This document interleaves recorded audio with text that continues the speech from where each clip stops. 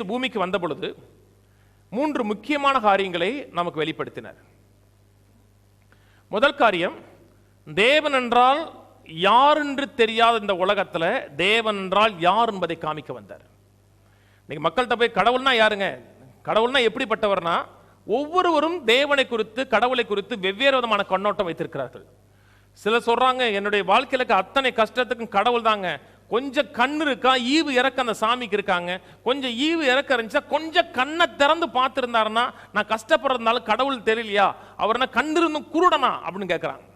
அப்படின்னா அவங்க நினைக்கிறா கடவுள்னா பொல்லாதவர், என்னுடைய எல்லா பிரச்சனைக்கும் காரணமானவர், என்னுடைய இந்த கஷ்ட காரணத்துக்கு தேவன் தான் கடவுள் தான் காரணம் என்று மக்கள் நினைக்கிறார்கள்.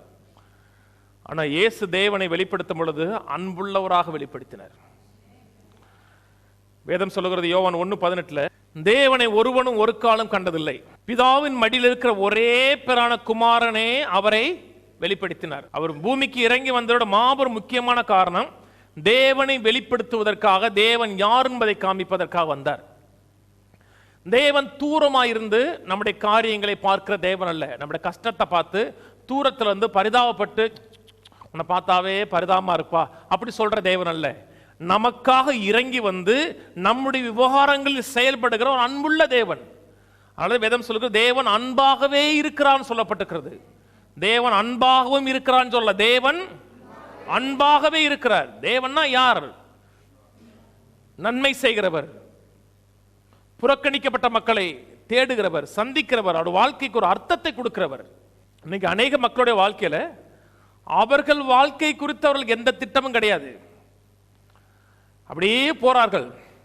அவர்களை குறித்து அவர்கள் சிந்திக்காத பொழுதே அவர்களை குறித்து தேவன் சிந்தித்தார். இஸ்ரவேல் மக்களை குறித்து வேதம் சொல்வது எரேமியா 29:11, பாவம் செய்து தேவனுக்கு விரோதமாக கலகம் செய்து பாபிலோன் சிறையிருப்பில் இருக்கிறார்கள். அந்த நேரத்தில் சொல்லுகிறார், உன்னை குறித்து நான் வைத்திருக்கிற நினைவுகளை நான் அறிவேன், அவை தீமைக்கல்ல கேடு விளைவிக்கிற நினைவுகள் அல்ல, உனக்கு நல்ல எதிர்காலத்தை கொடுக்கக்கூடிய நல்வாழ்வின் நினைவுகள்ங்கிறார்.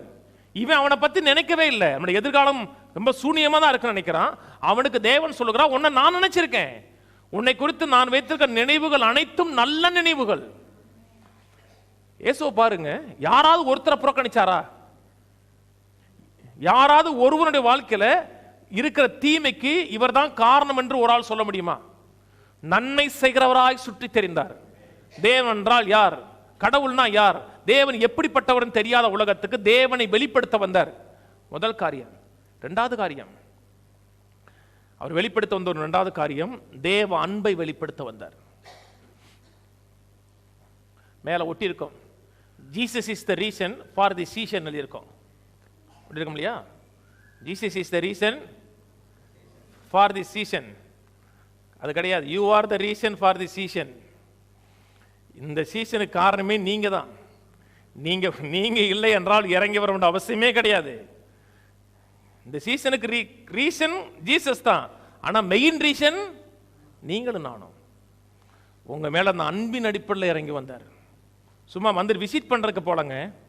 எதுக்கு இறங்கி வந்தா? நம்ம மேல அந்த அன்பு. அங்கிருந்து ஒரு தேவ தூதன் அனுப்பியிருக்கலாம், போயிட்டு வாப்பான் இருக்கலாம். ஒரு குற்றமற்றவனாய் பாவமற்றவனாய் தேவதூன் அனுப்பியிருக்கலாம். இல்லாட்டா அங்கே ஏதாச்சும் வேலை வெட்டி இல்லாமல் எவனா சும்மா சுற்றி தெரிஞ்சிருப்பா ஒரு தேவதூதன், எப்பா நீ போ சும்மாவே சுத்துற போ அப்படின்னு அனுப்பியிருக்கலாம். ஒரு பிரசன்ட் கொடுக்கணும் இல்லையா? ஒரு பிரசன்ட்டை கொடுக்கறதுக்கு முன்பாக தன்னுடைய பிரசன்ஸ் மூலமாக கொடுத்தார். சிலருக்கெல்லாம் இப்போ என்னை சிலர் நேசிப்பீங்க, சிலர் அப்படின்னு வச்சுங்களேன்.